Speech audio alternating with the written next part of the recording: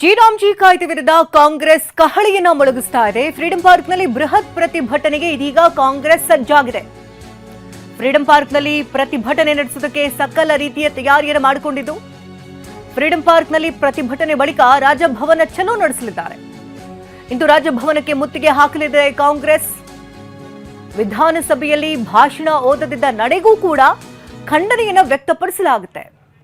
ಬೆಳಗ್ಗೆ 10:30ಕ್ಕೆ ಪ್ರತಿಭಟನಾ ರ್ಯಾಲಿ ಸಾಗುತ್ತೆ. ಈ ರ್ಯಾಲಿಯಲ್ಲಿ CM Siddaramaiah, DCM DK Shivakumar, ರಾಜ್ಯ ಕಾಂಗ್ರೆಸ್ ಉಸ್ತುವಾರಿ ರಣದೀಪ್ ಸಿಂಗ್ ಸುರ್ಜೇವಾಲಾ ಹಾಗೆ ರಾಜ್ಯದ ಎಲ್ಲ ಸಚಿವರು, ಕಾಂಗ್ರೆಸ್ನ ಶಾಸಕರು ಭಾಗಿಯಾಗ್ತಾ ಇದ್ದಾರೆ.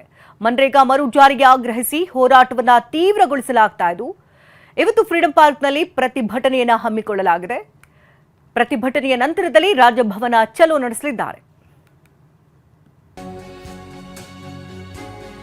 ಇನ್ನು ಕಾಂಗ್ರೆಸ್ ಪ್ರತಿಭಟನೆಗೆ ಬಿಜೆಪಿಯಿಂದಲೂ ಕೂಡ ಕೌಂಟರ್ ಕೊಡಲಾಗ್ತಾ ಇದ್ದು, ವಿಧಾನಸೌಧದ ಗಾಂಧಿ ಪ್ರತಿಮೆ ಎದುರು ಇವತ್ತು ಪ್ರತಿಭಟನೆಯನ್ನು ನಡೆಸುವುದಕ್ಕೆ ಬಿಜೆಪಿ ಕೂಡ ತಯಾರಿಯನ್ನು ಮಾಡಿಕೊಂಡಿದೆ.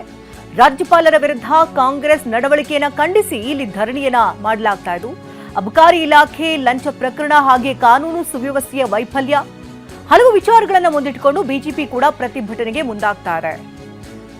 ವಿಜಯೇಂದ್ರ ಹಾಗೆ ಆರ್ ಅಶೋಕ್ ಸೇರಿದಂತೆ ಹಲವು ನಾಯಕರು ಇವತ್ತು ಭಾಗಿಯಾಗ್ತಾ ಇದ್ದು, ಕಾಂಗ್ರೆಸ್ ಪ್ರತಿಭಟನೆಗೆ ಬಿಜೆಪಿಯಿಂದಲೂ ಕೂಡ ಕೌಂಟರ್ ಕೊಡೋದಕ್ಕೆ ತಯಾರಿಯನ್ನ ಮಾಡಿಕೊಳ್ಳಲಾಗ್ತಾರೆ. ವಿಧಾನಸೌಧದ ಗಾಂಧಿ ಪ್ರತಿಮೆ ಬಳಿ ಪ್ರತಿಭಟನೆಗೆ ಬಿಜೆಪಿ ಕೂಡ ಈಗ ತಯಾರಿಯನ್ನ ಮಾಡಿಕೊಳ್ತಾ ಇದೆ. ರಾಜ್ಯಪಾಲರ ವಿರುದ್ಧ ಕಾಂಗ್ರೆಸ್ ನಡವಳಿಕೆಯನ್ನು ಖಂಡಿಸಿ ಧರಣಿಗೆ ಮುಂದಾಗ್ತಿದೆ.